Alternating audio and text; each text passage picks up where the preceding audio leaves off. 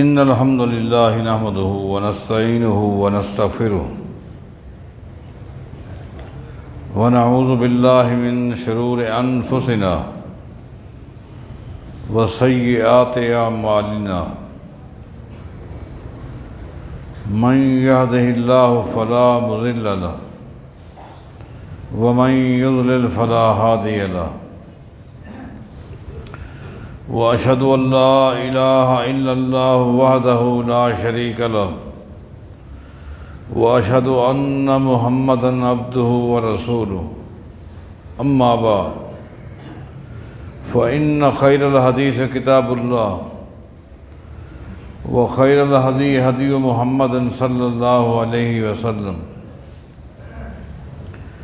وشر الأمور محدثاتها وكل محدثة بدعة وكل بدعة ضلالة وكل ضلالة في النار أعوذ بالله من الشيطان الرجيم بسم الله الرحمن الرحيم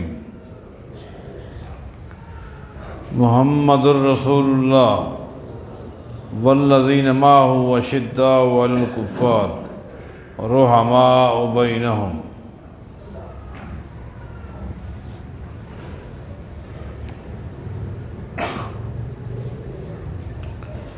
آپ بھائیوں کو آپ بہنوں کو معلوم ہے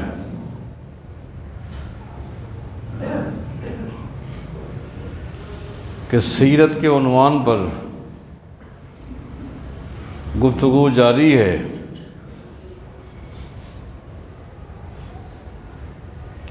کائنات کے امام محمد الرسول اللہ صلی اللہ علیہ وسلم کی مبارک پاکیزہ سیرت کے بعد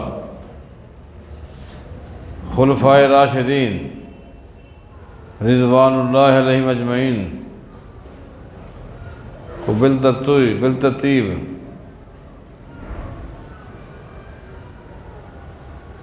اپنی گفتگو میں شامل کرتے ہوئے مسلمانوں کے دوسرے خلیفہ سیدنا عمر بن خطاب رضی اللہ تعالیٰ عنہ کی سیرت کے مختلف پہلوؤں پر گفتگو ہو رہی ہے۔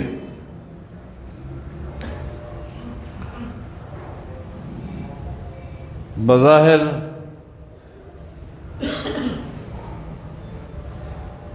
خلفائے راشدین کی سیرت کو بیان کیا جا رہا ہے، جب کہ آپ گہرائی میں جائیں گے تو آپ اس نتیجے پر پہنچیں گے کہ اس میں منہجی، فکری، اخلاقی، معاشرتی، معاشی، اخلاقی مختلف ٹاپک پر ایک طرح کی تفصیلی گفتگو ہو رہی ہے۔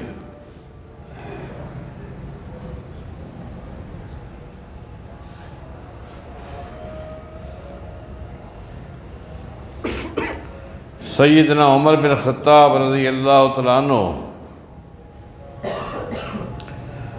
اپنے دفتر میں بیٹھے تھے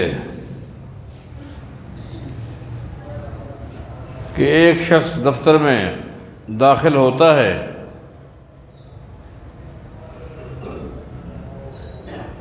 اور اس کے پاس ایک بہت بڑی خوشخبری تھی۔ اس نے آتے ہی سلام کے بعد سیدنا عمر بن خطاب رضی اللہ تعالیٰ عنہ کے پاس خط پیش کیا۔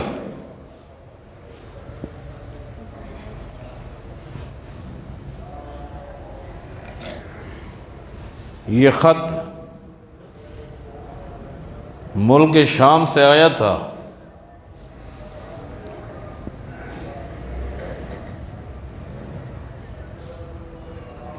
اور اس خط میں لکھا تھا کہ اے امیر المومنین رضی اللہ عنہ، اللہ تعالیٰ کی توفیق سے اللہ کی رحمت سے، اللہ کی مہربانی سے اس کے بعد مجاہدین کی دن رات کوشش اور قربانی سے الحمدللہ ملک شام فتح ہو گئی ہے۔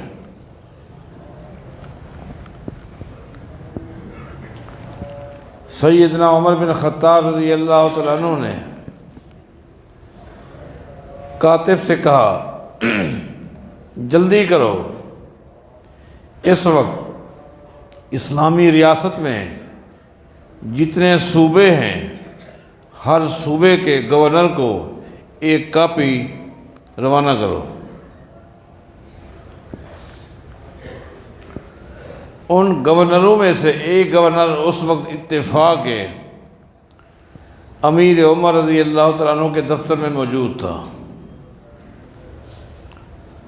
یہ بصرہ کا گورنر ہے، اس کا نام ابو موسیٰ الاشعری ہے رضی اللہ عنہ۔ غالباً گزشتہ جمعہ کے خطبے کے اندر اسی گورنر کے حوالے سے بہت ساری باتیں آپ کے سامنے میں نے پیش کی تھی۔ سیدنا عمر بن خطاب رضی اللہ تعالیٰ عنہ نے ایک کاپی ابو موسیٰ الاشعری رضی اللہ تعالیٰ عنہ کو دی۔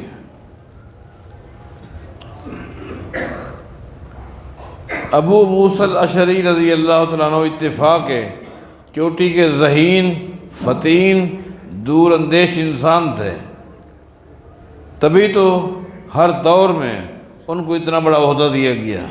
ان میں ایک صلاحیت تھی، لیکن وہ لکھنا یا لکھے ہوئے کو پڑھنا نہیں جانتے تھے۔ امیر عمر نے فرمایا کہ ایک کاپی آپ رکھیں اور جو ہی آپ بصرہ پہنچیں آپ لوگوں کو بصرہ کی جامع مسجد میں جمع کریں اور اپنے کاتب سے کہیں یقرأ علی الناس فی المسجد، یقرأ علی الناس فی المسجد، مسجد میں لوگوں کو جمع کر کے اپنے کاتب سے کہو یہ سب لوگوں کو خوشخبری سنائیں اور یہ خط پڑھ کے سنائیں۔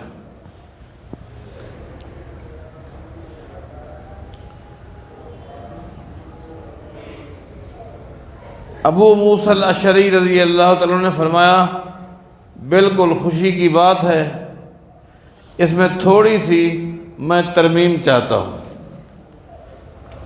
ہاں، کیا ترمیم چاہتے ہو؟ ابو موسیٰ الاشعری نے کہا کہ یہ پروگرام میرا مسجد میں نہیں ہوگا بلکہ میدان میں ہوگا۔ میدان میں لوگوں کو ہم جمع کریں گے اور میں کاتب کو جس طرح آپ نے کہا کہوں گا، وہ لوگوں کو یہ خوشخبری پڑھ کے سنائے گا۔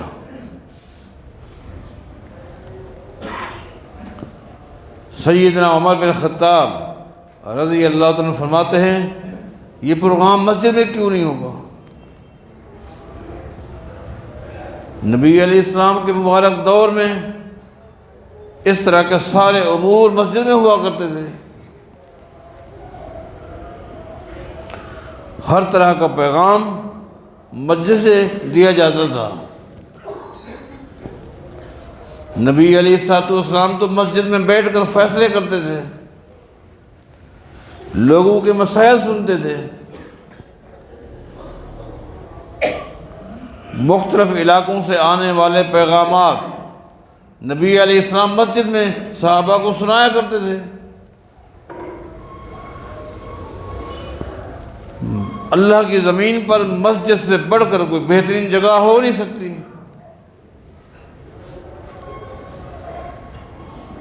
نبی علیہ السلام نے مسجد کو سب سے بہترین جگہ کہا اور تو نے میدانوں کو انتخاب کر دیا، کیا وجہ ہے؟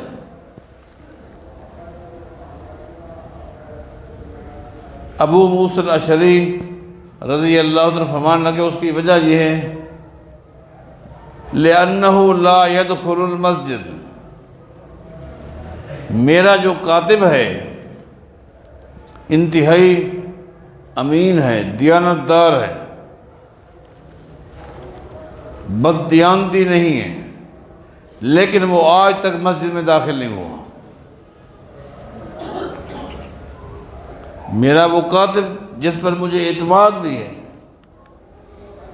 اور انتہائی امین ہے، لیکن چونکہ وہ آج تک مسجد میں داخل نہیں ہوا، اس لیے یہ پروگرام مسجد میں نہیں ہو سکتا۔ امیر عمر نے پوچھا لما اجنبن ہوا، تیرا کاتب آج تک مسجد میں داخل نہیں ہوا اور وہ نہیں ہوگا، اس کی کیا وجہ ہے؟ اجنبن ہوا، کیا اس کے اوپر ہر وقت غسل فرض رہتا ہے کہ وہ مسجد میں نہیں آ سکتا؟ وجہ کیا ہے؟ ابو موسیٰ الاشعری رضی اللہ عنہ فرماتے ہیں کہ نہیں، بات یہ نہیں ہے، لِأَنَّهُ نَصْرَانِيٌّ، اس لیے کہ وہ نصرانی ہے، عیسائی ہے۔ میرا کاتب ہے، ایک طرح کا ملازم ہے، میں اس سے کام لیتا ہوں، امین ہے، لیکن مسجد میں نہیں آتا، اس لیے کہ لِأَنَّهُ نَصْرَانِيٌّ، وہ نصرانی ہے۔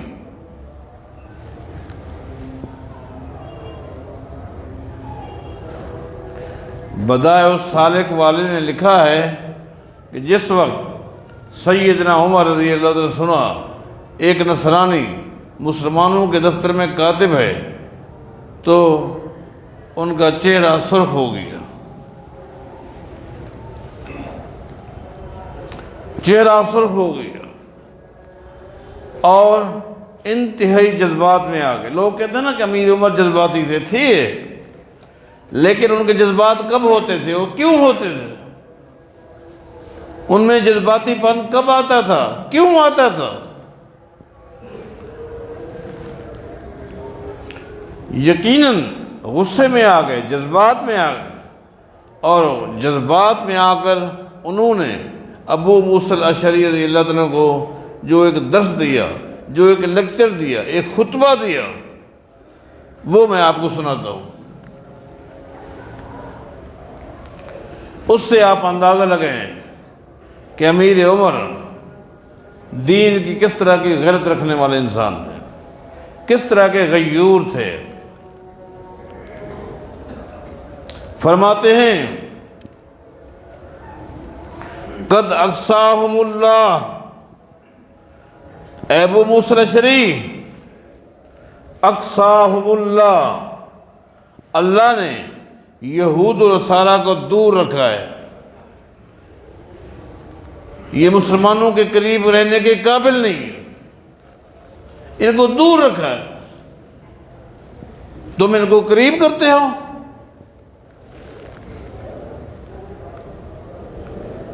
کیا تم ان سے خیر خواہی کی امید رکھتے ہو؟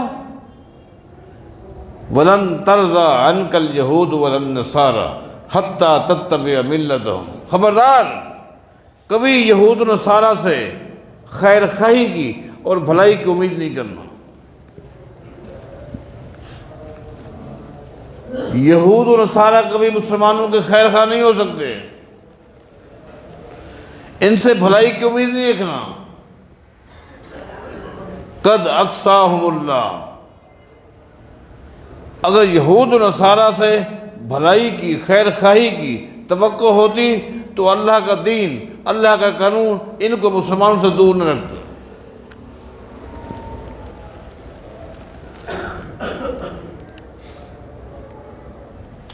آگے فرماتے ہیں وَقَدْ أَهَانَهُمُ اللَّهُ، تو ان کو امین سمجھتا ہے، دیانتدار سمجھتا ہے، صاحب اخلاق سمجھتا ہے، جبکہ اللہ تعالیٰ نے اپنی کتاب میں ان کو ذلیل کہا ہے۔ جن کو اللہ ذلیل کہے، مغضوب کہے، ظالم کہے، وہ کبھی اچھے نہیں ہو سکتے۔ اس لیے کوئی بھی مسلمان بتائے، کوئی بھی مسلمان، اور کوئی ایک نماز بتائے جس نماز میں ایک مسلمان، مرد ہو یا عورت، غریب ہو یا امیر، چھوٹا ہو یا بڑا، پڑھا لکھا ہو یا ان پڑھ، جب نماز شروع کرتا ہے اس میں ابتدائی طور پر وہ سورہ فاتحہ پڑھتا ہے۔ ہر مسلمان کوئی بھی نماز فرض ہے، سنت ہے، نوافل ہیں، اشراق کی نماز، تہجد کی نماز، عیدین کی نماز، جنازہ کی نماز، ہر نماز میں بندہ اللہ کے آگے صراط مستقیم کی دعا کرتا ہے، اہدنا الصراط المستقیم۔ ہر مسلمان کہتا ہے اہدنا الصراط المستقیم، اے اللہ صراط مستقیم کی توفیق عطا فرما، صراط الذین انعمت علیہم۔ آج کیا کہتا ہے مسلمان؟ غیر المغضوب علیہم ولا الضالین۔ آپ جائیں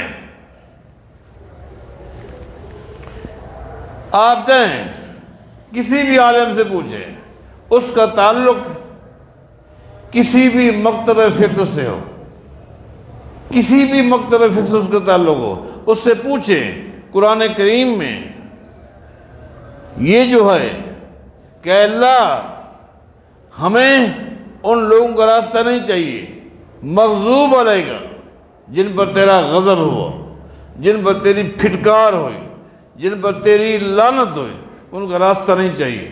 آپ پوچھیں علماء سے یہ کون لوگ ہیں جن کو قرآن نے کیا کہا؟ غیر المغضوب علیہم۔ یہ مغضوب علیہ کون ہے؟ ہر عالم کہے گا اس مغضوب علیہ سے مراد یہودی ہیں۔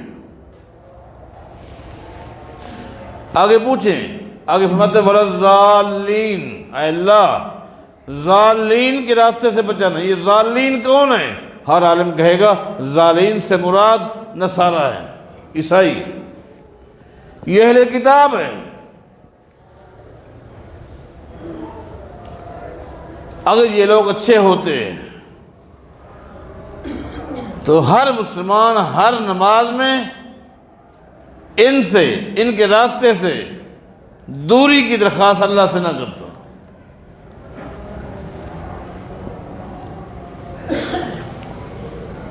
آگے سید عمر فرمایا سن لے، وَقَدْ خَوَّنَهُمُ اللَّهُ، تو کہتا ہے کہ یہ امین ہے، تو کہتا ہے کہ یہ امین ہے، جبکہ اللہ کہتا ہے زمین کی پشت پر جتنے بددیانت یہودی اور عیسائی ہیں کوئی نہیں۔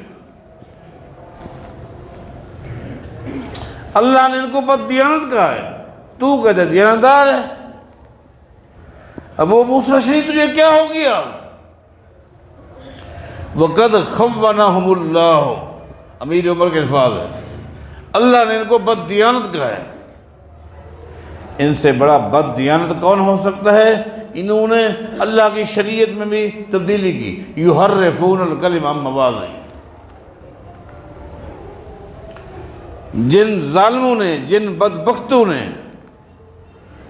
اللہ کے نازل کردہ قانون کے اندر تعریف کی، تعریف لفظی کا بھی شکار ہوئے، تعریف معنوی کا بھی شکار ہوئے، الفاظ بھی بدل دیے، الفاظ کے معنی بھی تبدیل کر دیے، یہ دیانتدار ہے؟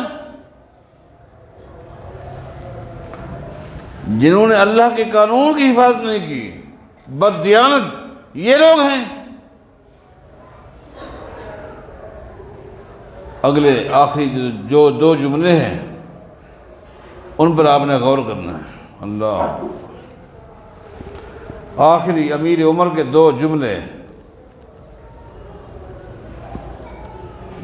ہلا کے رکھ دیتے، قربان جائیں۔ نبی علیہ السلام نے فرمایا تھا لَقَدْ كَانَ فِي مَا قَبْلَكُم مِّنَ الْأُمَمِ مُحَدَّثُونَ، لوگو سابقہ جتنی بھی امتیں گزری ہیں، جتنے بھی انبیاء گزرے ہیں، ہر نبی کو اللہ نے ایک محدث دیا تھا، ایک محدث دیا تھا۔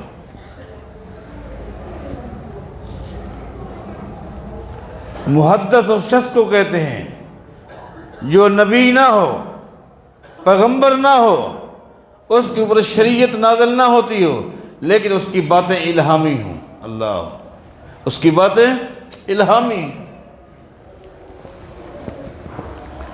بعض لوگ الہامی باتیں کہہ جاتے ہیں، انہیں خود پتہ نہیں ہوتا۔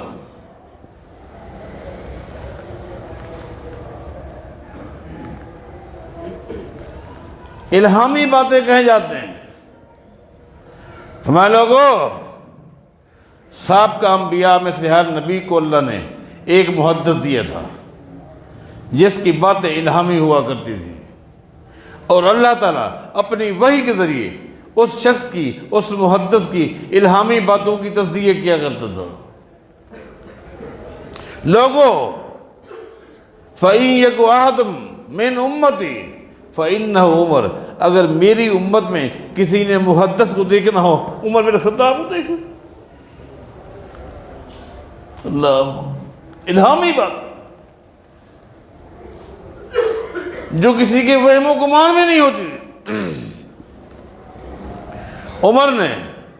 عمر سے نبی علیہ السلام کی زندگی میں بھی الہامی باتیں ہوئیں۔ اللہ، الہامی باتیں ہوئیں جن کی تائید میں، عمر کی الہامی باتوں کی تائید میں اللہ قرآن نازل کرتا رہا۔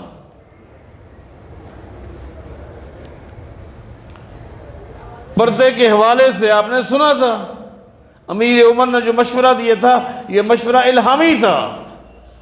عمر کوئی نبی نہیں تھے، ان پر پاس کی وحی نہیں آتی تھی، الہامی باتیں تھیں کہ نبی علیہ السلام کے سامنے بیٹھے ہوئے، اے اللہ کے نبی، یہ اچھا نہیں لگتا، جو بھی آتا ہے، جس کے گھر میں آتا ہے داخل ہو جاتا ہے، کچھ آنے جانے کے اصول ہونے چاہیے، کون آ سکتا ہے اندر، کون نہیں آ سکتا، کچھ اجازت کے اصول ہونے چاہیے، کچھ پردے کے کام ہونے چاہیے۔ یہ طریقہ اچھا نہیں ہے۔ مشورے دے رہے ہیں، یہ الہامی مشورے ہیں۔ اللہ فوراً جبریل کو قرآن دے کر بھیج رہے ہیں، یدنین علیہن من جلابہن، اے میرے پیغمبر، یہ جو ابھی عمر نے مشورہ دیا ہے، مشورہ بالکل ٹھیک ہے، آج کے بعد پردے کا حکم نازل کر دیں، پردے کا اعلان کر دیں۔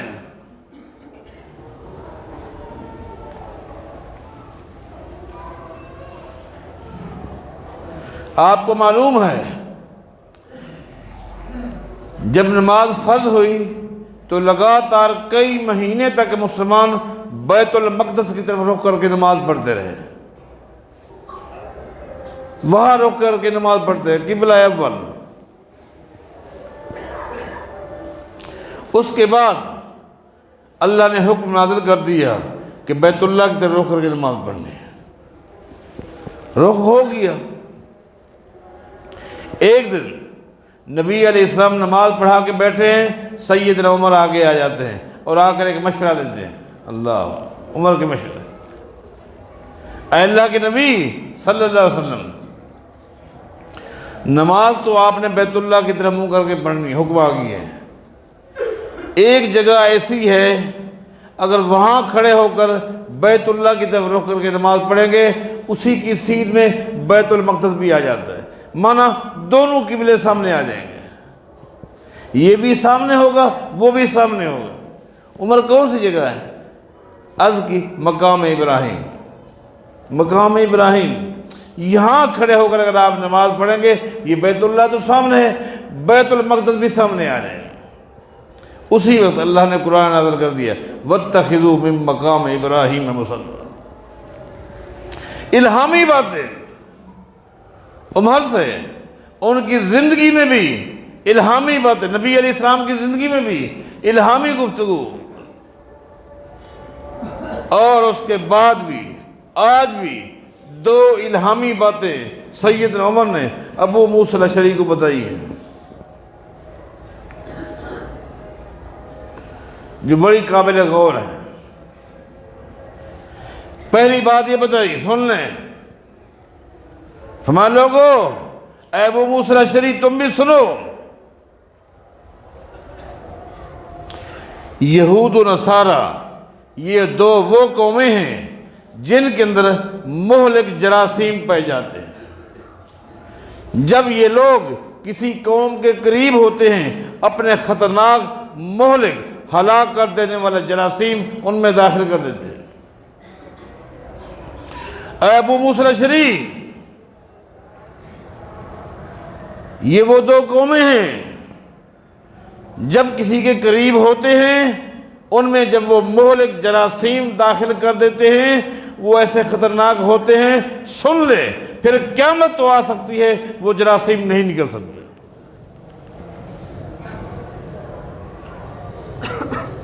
ابو موسیٰ الاشعری عرض کرتے ہیں ان میں کیا خطرناک جراثیم ہیں؟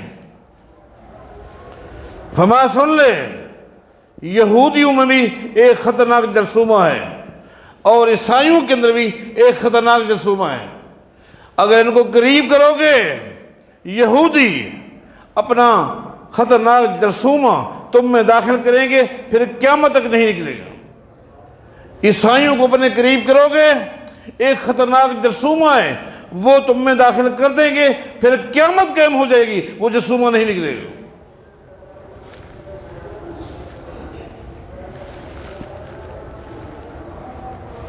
ابو موسیٰ الاشعری بیٹھے ہیں، دفتر میں موجود لوگ بیٹھے ہیں، سیدنا عمر بن خطاب فرماتے ہیں یہودیوں کا خطرناک جرثومہ یہ ہے، یہ سود خور ہے، یہ سود خور ہے۔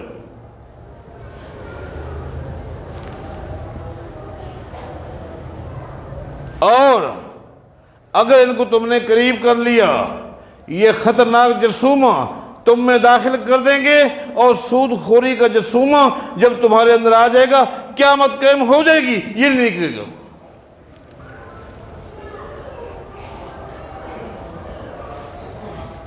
خطرناک جرثومہ، الربا 70 جزءا ایسرها ان ينكح الرجل امه۔ نبی علیہ السلام نے فرمایا تھا لوگو سود کو کیا سمجھتے ہو؟ فرمایا اگر ایک معمولی سے سود کو 70 حصوں میں تقسیم کر لو، ایک معمولی سے سود کو 70 حصوں میں تقسیم کر لو تو پھر ان 70 اجزاء میں سے ایک جز بھی گناہ کے لحاظ سے ایسا ہوگا ان ينكح الرجل امه، اتنا بڑا گناہ ہوگا جیسا کہ کوئی شخص اپنی سگی ماں کے ساتھ نکاح کر لے۔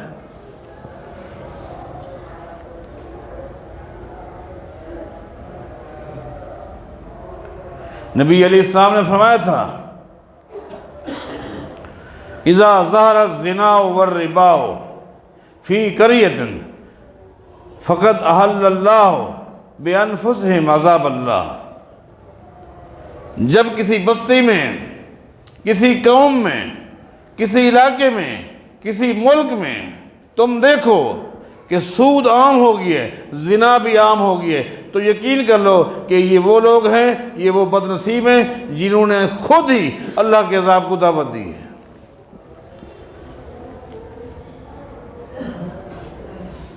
یہ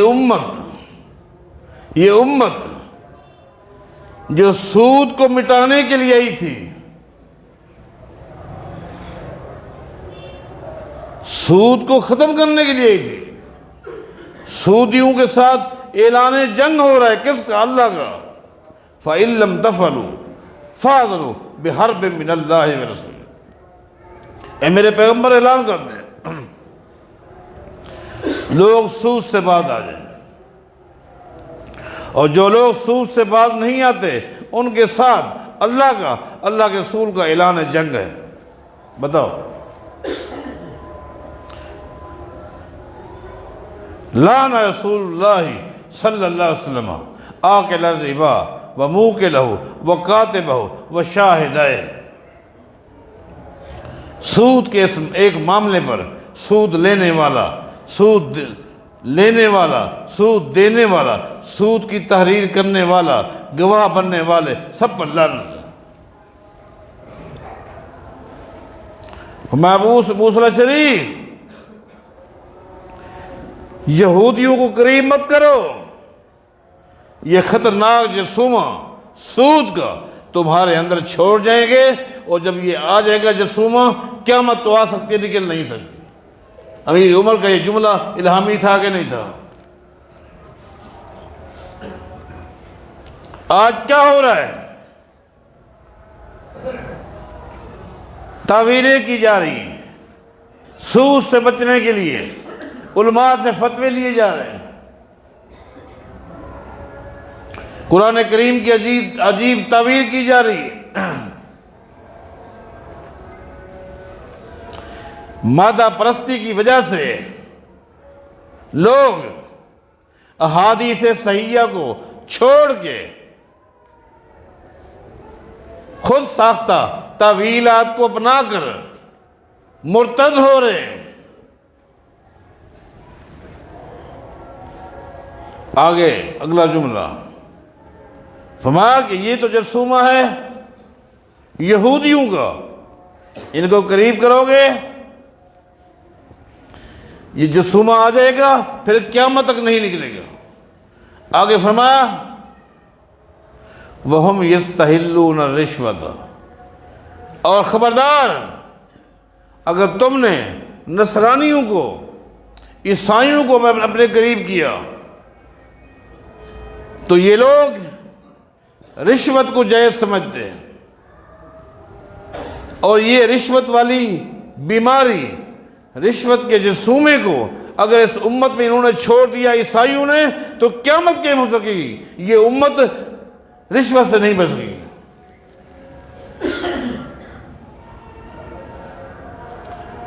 یہ ایسا الہامی جملہ تھا اس وقت امیر عمر نے کہا جس وقت مسلمانوں کے اندر رشوت کا تصور ہی نہیں تھا، تصور ہی نہیں تھا۔ تصور تو دور کی بات ہے۔ ایک صحابی ہیں صہیب رومی رضی اللہ عنہ، ان کا تعلق روم سے تھا، وہی سے آئے تھے، اسلام قبول کیا، صحابہ کی فہرست میں شامل ہو گئے۔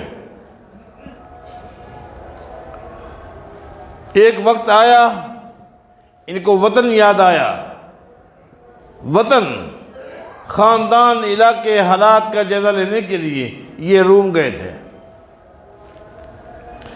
جب روم سے واپس آئے اور بارڈر پہ پہنچے تو رومی انتظامیہ نے ان کو پکڑ لیا۔ ہاں کون ہے، کہاں جا رہا ہے؟ بتا میرا اصل علاقہ تو روم ہے۔ رومی بولی بتائی، میں فلاں جگہ کا رہنے والا ہوں لیکن میں مدینہ جا رہا ہوں۔ رومیوں کا کیا واسطہ مدینے سے؟ اس نے کہا میں مسلمان ہوں، میں مسلمان ہوں، میرا مرکز مدینہ ہے، میں وہی جا رہا ہوں۔ انہوں نے کہا نہیں تو نہیں آ سکتا، تو واپس جا، تیرے جانے کی کوئی اجازت نہیں۔ اس نے کہا میں جاؤں گا، مجھے اختیار ہے۔ اس نے کوئی اختیار نہیں، تو نہیں آ سکتا۔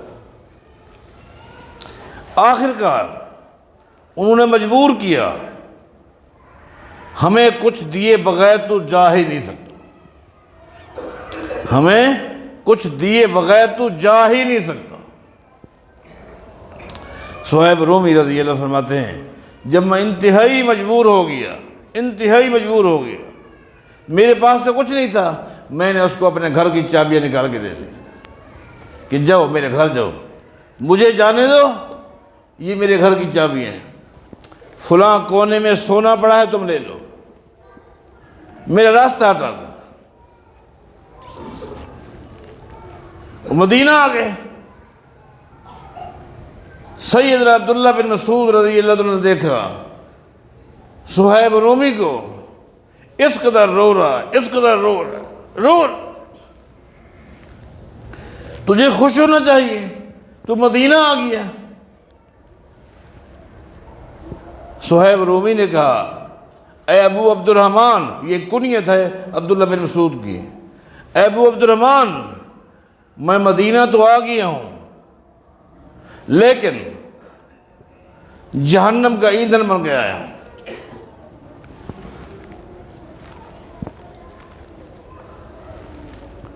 صہیب کیا ہو گیا؟ تو جہنم کا ایندھن کیسے بنا؟ ہاں، کیا نبی علیہ السلام نہیں فرمایا تھا الراشی والمرتشی کلاہما فی النار؟ رشوت لینے والا بھی رشوت دینے والا بھی دونوں جہنم کا ایندھن ہے۔ عبداللہ فرماتے ہیں بالکل، اس نے کہا میں رشوت دے کر آیا ہوں، کوئی اور شکل میری نہیں تھی، میرا راستہ انہوں نے روکا، جہنم کا ایندھن بن، یعنی تصور نہیں تھا۔ عبداللہ بن مسعود نے کہا جو فقیہ امت ہے، حبر هذه الامہ، نبی علیہ السلام نے جن کو ایک لقب دیا تھا حبر، میری امت کا علم کے لحاظ سے کسی نے سمندر کو دیکھنا ہو عبداللہ بن مسعود کو دیکھنا، علم کے لحاظ سے نبی علیہ السلام نے فرمایا تھا علم کے لحاظ سے اگر کسی نے میری امت کے سمندر کو دیکھنا ہو عبداللہ بن مسعود کو دیکھنا ہے۔ عبداللہ بن مسعود فرماتے ہیں صہیب تو جہنم کا ایندھن نہیں ہے، تو نے آج تک رشوت کو سمجھا ہی نہیں کہ رشوت کہتے کس کو ہے۔ صہیب نے کہا تو رشوت کیا ہے؟ عبداللہ بن مسعود فرماتے ہیں رشوت یہ ہے دو آدمی ایک بات پر متفق ہو جائیں کہ حلال کو حرام کرنا ہے، حرام کو حلال کرنا ہے، جائز کو ناجائز کرنا ہے، ناجائز کو جائز کرنا ہے، ظالم کو مظلوم ثابت کرنا ہے، مظلوم کو ضابط ثابت کرنا ہے، ظالم کو مظلوم اور مظلوم کو ظالم ثابت کرنا ہے۔ اس کے لیے دو بندے متفق ہو جائیں، ایک کہتا ہے بس ٹھیک ہے اگر تو ظالم کو مظلوم بناتا ہے، مظلوم کو ظالم بناتا ہوں تو ٹھیک ہے، تو کیا چاہتا ہے؟ میں یہ چاہتا ہوں، ٹھیک ہے لے، ٹھیک ہے لے، یہ راشی ہیں یہ مرتشی ہیں، یہ دونوں جہنم کے ایندھن ہیں، تیرا تو حق تھا۔ اللہ، کتنے مسائل کا حل مل رہا ہے، تیرا تو حق تھا مدینہ، تو نے کوئی کام غلط نہیں کیا، اس شکل میں سن لے۔ عبداللہ بن مسعود نے فتویٰ دیا، سن لیں کہ جو کنڈیشن تیری ہے الاسم علی القابض دون الدافع، فرماتے سن لے الاسم علی القابض دون الدافع، جو شکل تیری ہے اس میں لینے والا جہنم کا ایندھن ہے، دینے والا نہیں ہے۔